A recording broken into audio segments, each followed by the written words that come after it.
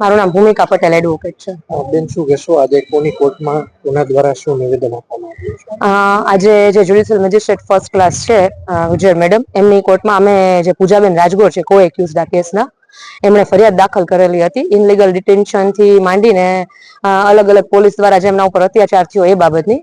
હવે આ સમગ્ર દરમિયાન જે કો એક્યુઝ છે જે સગીરા, એ એમની સાથે હોય એટલે એનું સાક્ષી તરીકે મારે નિવેદન લેવાનું હતું.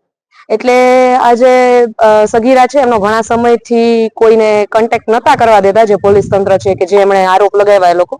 એટલે 2-4 દિવસ પહેલા મને સગીરાનો કોલ આવ્યો અને એમણે મને કીધું કે મારી સાથે બહુ ખોટું થઈ રહ્યું છે, મને આવી રીતે બધા લોકો ધમકાવે છે, તમે મારી મદદે આવો. એટલે મેં એમના મમ્મી સાથે ને એમના સાથે વાત કરી અને પછી એમને હું આજરોજ રાજકોટ કોર્ટમાં એમને આવવા માટે હાજર રહેવા માટે કીધું હતું. તમારે કોઈ કોર્ટ સામે તમે જે સાચું હોય તો કહી દો, તો તમને કોઈ ધમકાવે નહીં.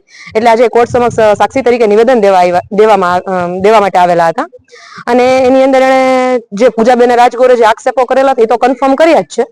એ સિવાય એને જે વધારાના જે હકીકતો જણાવી છે એ ખરેખર આપણને બહુ વિચારવા માટે મજબૂર કરે એવી છે કે એને રિમાન્ડ હોમમાંથી છૂટ્યા પછી ડાયરેક્ટ એને જે લઈ જવી જોઈએ એમના ઘરે જવાની, એમની જે છે એમના ઘરે જવું જોઈએ કોઈ પણ આરોપી હોય કે આરોપી તો ન કહી શકે, કાયદાના સંઘર્ષમાં આવેલી જે કિશોરી છે એને, તો એના બદલે એને ગોંડલ લઈ જવામાં આવે છે. જે સગીરા છે એના કહેવા પ્રમાણે આ જે ગાડી હતી એ જયરાજસિંહની હતી.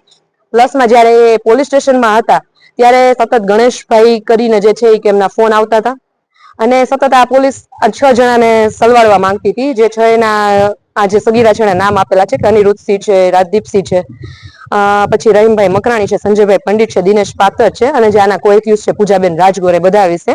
એટલે અમે જે ફરિયાદ કરી હતી ને એ તો પૂજાબેન રાજગોરે માત્ર પોલીસ તંત્ર વિરુદ્ધ કરી હતી ને ઇનલીગલ ડિટેન્શન પૂરતી વાત હતી.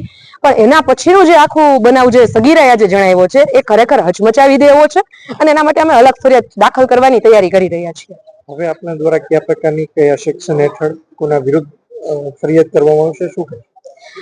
જે ધાક ધમકી છે, અપહરણ છે, એબડક્શન છે, કિડનેપિંગ છે, જે અત્યારના જે જયરાજસિંહ છે ગોંડલ, ગણેશભાઈ ગોંડલ છે, પ્લસ જે ગોંડલ તાલુકા પોલીસ સ્ટેશનના અન્ય અધિકારીઓના નામ ખુલીને જે આવ્યા છે, ડીવાયએસપી કેજી ઝાલા છે, પીઆઈ એડી પરમાર છે, જેમની આખી સાઠગાંઠથી જે આખું કાવતરું કરવામાં આવ્યું છે, તમામ વિરુદ્ધ અમે ફરિયાદ દાખલ કરવાના છીએ. મિત્રો, આવા જ વિડીયો અને શોર્ટ્સ જોવા માટે આજે જ અમારી ન્યૂઝ રૂમ યુટ્યુબ ચેનલને સબસ્ક્રાઇબ કરો.